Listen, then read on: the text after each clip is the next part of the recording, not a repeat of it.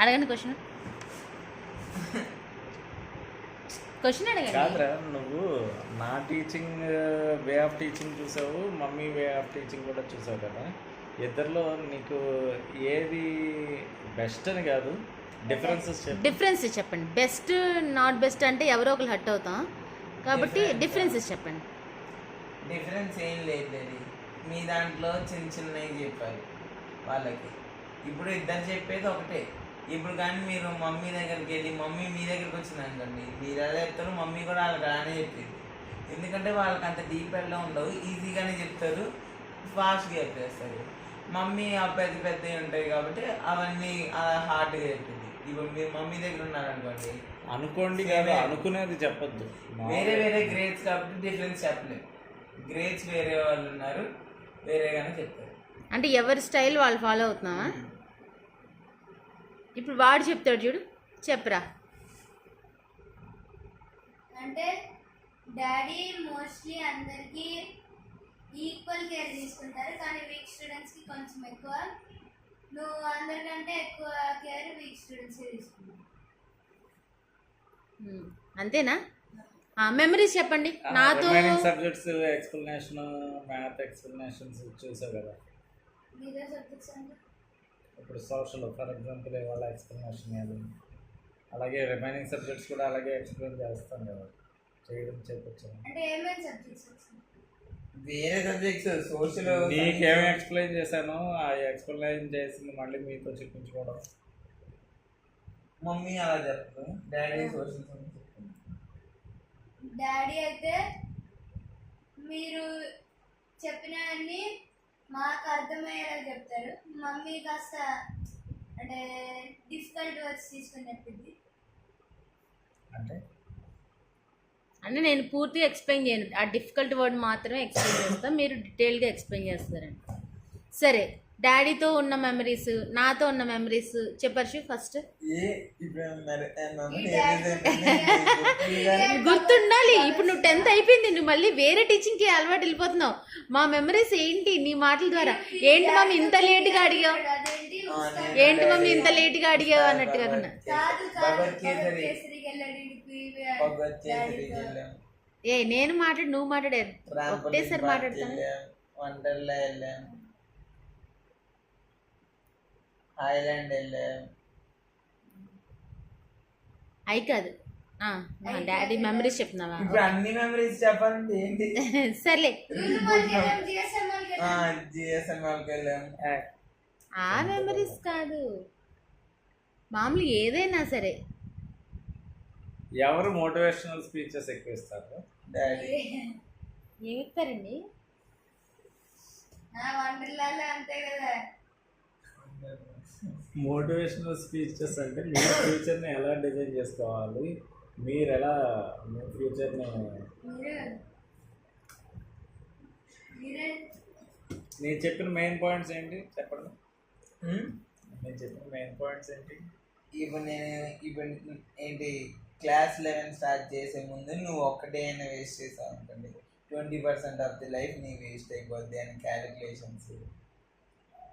1 minute waste చేస్తే ఇన్ని రోజులు నువ్వు టైం వేస్ట్ చేసావని క్యాలిక్యులేషన్స్. అంతే.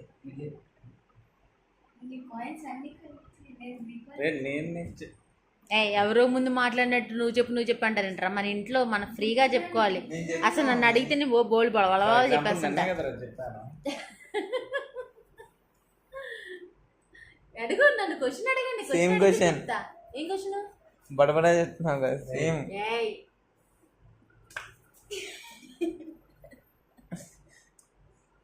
సేమ్ చెప్పింది డాడీ చెప్పింది. మోటివేషన్ రాకు చెప్తా. ఆపరాలు ఏమన్నది, ఫ్యామిలీ డిస్కషన్. ఆ టవల్ అందుకు ఒకసారి క్వశ్చన్ అడగండి. క్వశ్చన్ అడిగితే చెప్తా. సేమ్ అంటే ఏం సేమ్ రా? క్వశ్చన్ అడిగా సేమ్ సేమ్ సేమ్ అంటావు. డాడీ ఏం అడిగారు అదే క్వశ్చన్. ఏం అడిగారు మీరు?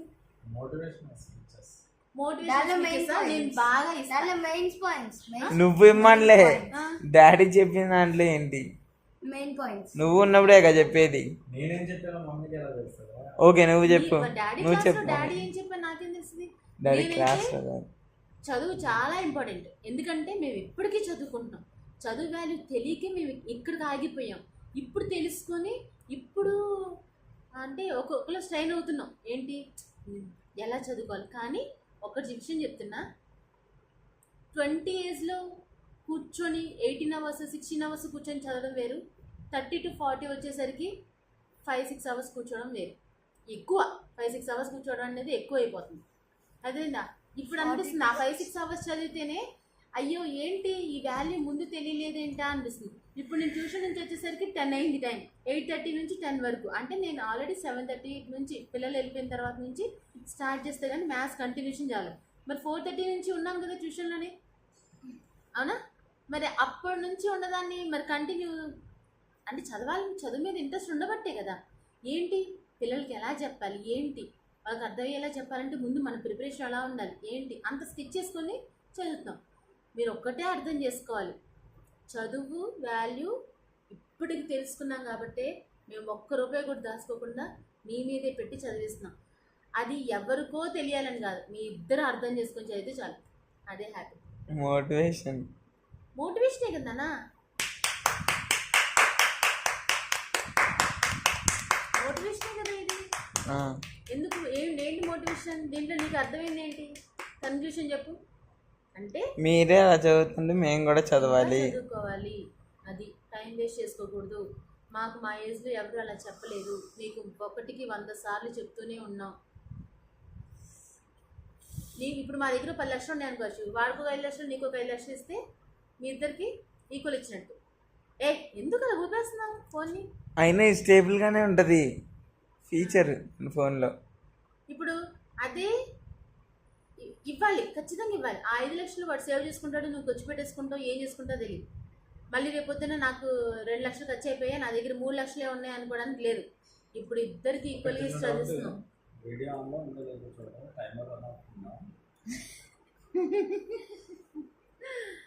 ఇద్దరికి ఈక్వల్గా చదివిస్తున్నాం. ఎవడి సొమ్ము ఆడిదే.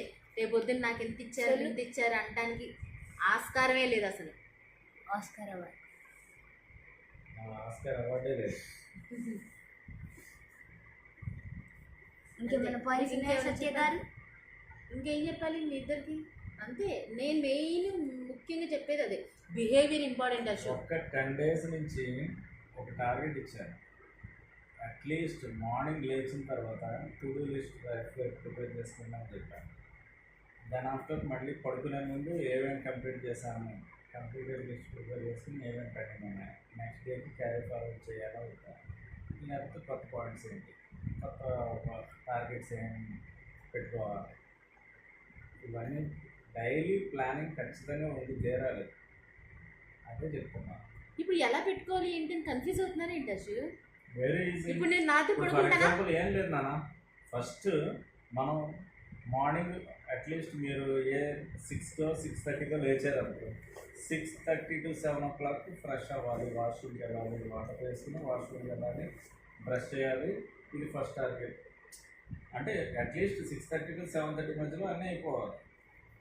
అన్నీ ఫినిష్ చేసుకుని, లేదంటే 7 కల్లా బ్రష్ చేసుకుని ఒక 1 hour 30 minutes or 1 hour వాక్కి వెళ్ళడమో, లేకపోతే జాగింగ్కి వెళ్ళడమో, రన్నింగ్కి వెళ్ళడమో, ఏదో ఒకటి చేయాలి. యాక్టివిటీ, ఫిజికల్ యాక్టివిటీ కంపల్సరీ ఉండాలి. 2 చేయాలి అనిపిస్తుంది. అయిపోయిన తర్వాత ఆఫ్టర్ 8:30 వచ్చిందని హెడ్ బాత్ మొత్తం బాతింగ్ ఫినిష్ చేసుకుని, ఆ తర్వాత జస్ట్ దేవుడికి నమస్కారం పెట్టుకుని టిఫిన్ చేసేసి మీ పనులు మీరు చేసేసుకోవాలి. అక్కడి నుంచి 9-9:30 నుంచి ఇంకా మీ study hours, online classes start అయిపోతాయి కదా. అది ఆన్లైన్ క్లాస్ జరుగుతున్నప్పుడే రన్నింగ్ నోట్స్ రాసుకోవడం అనేది ఖచ్చితంగా చేసి తీరాల్సిన పని. ఇప్పుడు ఫర్ ఎగ్జాంపుల్ 9:30 క్లాస్ స్టార్ట్ అయింది, ఒక పీరియడ్ అవుతుంది. ఈ 1 పీరియడ్ బాటనీ పీరియడ్ అనుకో, బాటనీలో అసలు ఏ టాపిక్స్ రన్ చేస్తున్నావు, నువ్వు సబ్ హెడింగ్స్ రాసుకుని పాయింట్స్కి ఎన్ని పాయింట్స్ అయితే ఫిల్ చేయగలవో అన్ని పాయింట్స్కి నువ్వు ప్లేస్ లీవ్ చేసుకుని నెక్స్ట్ టాపిక్లో చేయాలి. సబ్ హెడింగ్స్ పెట్టేసుకోవాలి రన్నింగ్ నోట్స్లో. చెప్తున్నప్పుడు అది వింటూ న్యూ టాపిక్ దేని ఎక్స్ప్లెనేషన్ జరుగుతుందో రాసుకోవాలి. రాసుకుని అయిపోయిన తర్వాత, క్లాసెస్ అయిపోయిన తర్వాత ఒక్కసారి రివైండ్ చేసుకోవాలి. అది మెమరైజ్ చేసుకోవాలి. కంపల్సరీ రివైండ్ చేసుకోవాలి. రిమైండ్ చేసుకుంటూ నువ్వు నోట్స్ ప్రిపేర్ చేసేయాలి. ఈ టాపిక్లో ఫస్ట్ పాయింట్ దేని గురించి డిస్కస్ చేశారు, సెకండ్ పాయింట్ దేని గురించి డిస్కస్ చేశారు, థర్డ్ పాయింట్ దేని గురించి, పాయింట్ వైజ్ నువ్వు రాసుకోగలగాలి. అప్పుడే కదా నువ్వు క్లాస్ ఎంతవరకు అర్థం చేసుకోగలిగావు అంటే అనేది ఇప్పుడు తెలుస్తుంది. ఇచ్చిన దాంట్లో కూడా కొంచెం ఉందండి. ఇప్పుడు చూస్తే చూడండి మన టెక్స్ట్ బుక్ లో ఒరిజినల్ టెక్స్ట్ నేను బుక్ లో డే ఉన్నట్టు కూడా లేదు. స్టార్టింగ్ నుంచి చెప్తున్నప్పటి నుంచి కూడా నువ్వు ఒక పాయింట్ మీద స్టిక్ ఆన్ అయిపోయావు. అది కరెక్ట్ కాదు. నువ్వు ఇప్పటి వరకు ఒక్క రన్నింగ్ నోట్స్ నువ్వు రాయలేకపోయావు. రాయలేకపోయావు అంటే ఓకే నాకు అర్థమైంది, దీనిలో ఉన్నదే చేస్తున్నారు. నీకు అప్పటికి వచ్చావు. దీన్ని ఉన్నదే రాస్తున్నారు. చాలా చిన్నగా ఇచ్చారు చూడండి. ఇగోండి ఈ సాయి. టాపిక్ మొత్తం ఇంతే. ఇగోండి ఒక టాపిక్ ఏ అంటే క్లాస్ జరుగుతున్నప్పుడు జస్ట్ అది చదివి వినిపిస్తున్నారు అంతేనా? దానికి అడిషనల్ ఇదే చెప్తున్నాను డాడీ. అదే చదివి వినిపిస్తున్నారా? ఇదే చెప్తున్నాను దీనిలో ఉన్నదే.